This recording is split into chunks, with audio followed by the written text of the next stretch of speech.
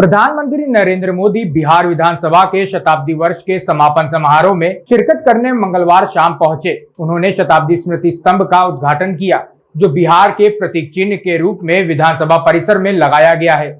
इसके बाद विधानसभा में बने संग्रहालय भवन और अतिथिशाला का शिलान्यास किया। कार्यक्रम के दौरान बिहार के स्वर्णिम 100 साल की लघु फिल्म भी दिखाई गई। इसमें स्मृति स्तंभ के बारे में विस्तार से बताया गया। इससे पहले उन्होंने परिसर में कल्पतरु का पौधा लगाया। राज्यपाल फागू चौहान, सीएम नीतीश कुमार, विधानसभा अध्यक्ष विजय सिन्हा, सभापति अवधेश नारायण सिंह, शिक्षा मंत्री विजय चौधरी ने उन्हें पूरा परिसर घुमाकर भवन के बारे में बताया। बता दें कि प्रधानमंत्री नरेंद्र मोदी आजादी के बाद के पहले प्रधानमंत्री हैं जो बिहार विधानसभा परिसर में पहुंचे। इससे पहले 3 राष्ट्रपति एपीजे अब्दुल कलाम, प्रतिभा पाटिल और रामनाथ कोविंद यहां आ चुके हैं। पीएम मोदी ने बिहार के जन जन को हृदय से नमन किया। सभा को संबोधित करते हुए पीएम नरेंद्र मोदी ने कहा, शताब्दी स्मृति स्तंभ बिहार के गौरवशील अतीत का हिस्सा है। प्रधानमंत्री ने कहा कि बिहार विधानसभा का अपना एक इतिहास रहा है और यहाँ विधानसभा भवन में एक से एक बड़े और ऐतिहासिक निर्णय लिए गए हैं। आजादी के पहले इसी विधानसभा से गवर्नर सत्येंद्र प्रसन्न सिन्हा जी ने स्वदेशी उद्योग को प्रोत्साहित करने, स्वदेशी चरखा को अपनाने की अपील की थी। उन्होंने कहा था, भारत के लोकतंत्र की अवधारणा उतनी ही प्राचीन है जितना प्राचीन ये राष्ट्र है, जितनी प्राचीन हमारी संस्कृति है। देश के सांसद के रूप में, राज्य के विधायक के रूप में हमारी ये भी जिम्मेदारी है कि हम लोकतंत्र के सामने आ रही हर चुनौती को मिलकर हराएं। पक्ष विपक्ष के भेद से ऊपर उठकर देश के लिए, देश हित के लिए हमारी आवाज एकजुट होनी चाहिए। साथियों, बिहार विधानसभा का अपना एक इतिहास रहा है और यहाँ विधानसभा भवन में एक से एक बड़े और साहसिक निर्णय लिए गए हैं। आजादी के पहले इसी विधानसभा से गवर्नर सत्येंद्र प्रसन्न सिन्हा जी ने स्वदेशी उद्योगों को प्रोत्साहित करने, स्वदेशी चरखा को अपनाने की अपील की थी। आजादी के बाद इसी विधानसभा में जमींदारी उन्मूलन अधिनियम पास हुआ था। इसी परंपरा को आगे बढ़ाते हुए नीतीश जी की सरकार ने बिहार पंचायती राज जैसे अधिनियम को पास किया। इस अधिनियम के जरिए बिहार पहला ऐसा राज्य बना जिसने पंचायती राज में महिलाओं को 50% आरक्षण दिया। लोकतंत्र से लेकर समाज जीवन तक समान भागीदारी और समान अधिकार के लिए कैसे काम किया जा सकता है, ये विधानसभा इसका उदाहरण है।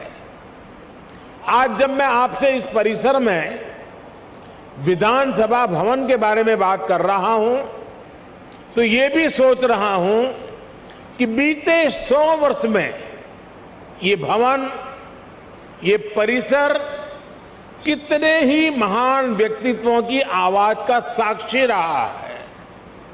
मैं नाम अगर लेने जाऊंगा तो शायद समय कम पड़ जाएगा, लेकिन इस इमारत ने इतिहास के रचयिताओं को भी देखा है और खुद भी इतिहास का निर्माण किया है। कहते हैं, वाणी की ऊर्जा कभी भी समाप्त नहीं होती। इस ऐतिहासिक भवन में कही गई बातें, बिहार के उत्थान से जुड़े संकल्प एक ऊर्जा बनकर आज भी उपस्थिति है। आज भी वो वाणी, वो शब्द गूंज रहे हैं। साथियों, भारत में लोकतंत्र की अवधारणा उतनी ही प्राचीन है जितना प्राचीन ये राष्ट्र है, जितनी प्राचीन हमारी संस्कृति है। हजारों वर्ष पूर्व हमारे वेदों में कहा गया है, त्वाम विशो वृणताम, त्वाम विशो वृणताम राज्याय त्वाम मिमाहा प्रदिशः पंचदेवी। अर्थात राजा को सभी प्रजा मिलकर स्वयं चुने और विद्वानों की समितियां उसका निर्वाचन करें। ये वेद में कहा गया है, हजारों साल पूरे ग्रंथ में कहा गया है।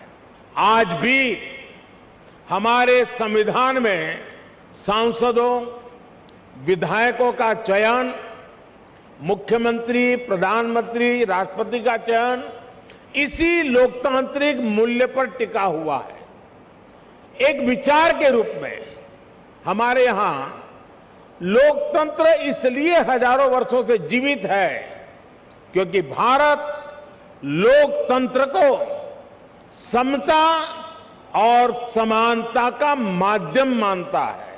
भारत सह अस्तित्व और सौहार्द के विचार में भरोसा करता है। हम सत्य में भरोसा करते हैं, सहकार में भरोसा करते हैं, सामंजस्य में भरोसा करते हैं और समाज की संगठित शक्ति में भरोसा करते हैं। इसलिए हमारे वेदों ने हमें यह भी मंत्र दिया है, संगच्छध्वम संवदध्वम संवो मनासि जानताम, अर्थात हम मिलकर चले, मिलकर बोले, वो एक दूसरे के मनों को, एक दूसरे के विचारों को जाने और समझे। इसी वेद मंत्र में आगे कहा गया है, समानो मंत्र समिति समानी समानम मनः सहचित्तमेशम, अर्थात हम मिलकर समान विचार करें, हमारी समितियां, हमारी सभाएं और सदन कल्याण भाव के लिए समान विचार वाले हो और हमारे हृदय भी समान हो। हृदय से लोकतंत्र को स्वीकार करने की ऐसी विराट भावना एक राष्ट्र के रूप में भारत ही प्रस्तुत कर रहा है। इसलिए मैं जब भी दुनिया में अलग अलग जब देशों में जाता हूं, बड़े वैश्विक मंचों पर मौजूद होता हूं, तो मैं बहुत गर्व से कहता हूं, क्योंकि हमारे कान में किसी न किसी कारण से एक शब्द भर दिया गया है। हमारी मन की रचना को एक जगह पे स्थगित कर दिया गया है। हमें बार बार सुनाया गया है कि we are a largest democracy of the world, हम दुनिया की सबसे बड़े लोकतंत्र है, और हम भी उसी को स्वीकार कर लिया है बार बार सुनने के कारण। मैं आज भी दुनिया के मंच पर जब भी जाता हूं, बड़े गर्व से कहता हूं कि विश्व में लोकतंत्र की जननी ये भारत है। भारत मदर ऑफ डेमोक्रेसी है। और हमने भी, और बिहार वासियों ने तो खास, दुनिया में डंका बजाते रहना चाहिए कि we are a mother of democracy. और बिहार की गौरवशाली विरासत, पाली में मौजूद ऐतिहासिक दस्तावेज भी इसके जीवंत प्रमाण है। बिहार के इस वैभव को न कोई मिटा सकता है, न कोई छिपा सकता है। इस ऐतिहासिक इमारत ने बिहार की इस लोकतांत्रिक विरासत को 100 वर्ष तक मजबूत किया है। इसलिए मैं समझता हूं कि आज ये इमारत भी हम सभी के नमन की हकदार है। अगर आपको हमारा वीडियो पसंद आया हो तो इसे लाइक करें, सब्सक्राइब करें और साथ ही बेल आइकन दबाना ना भूलें।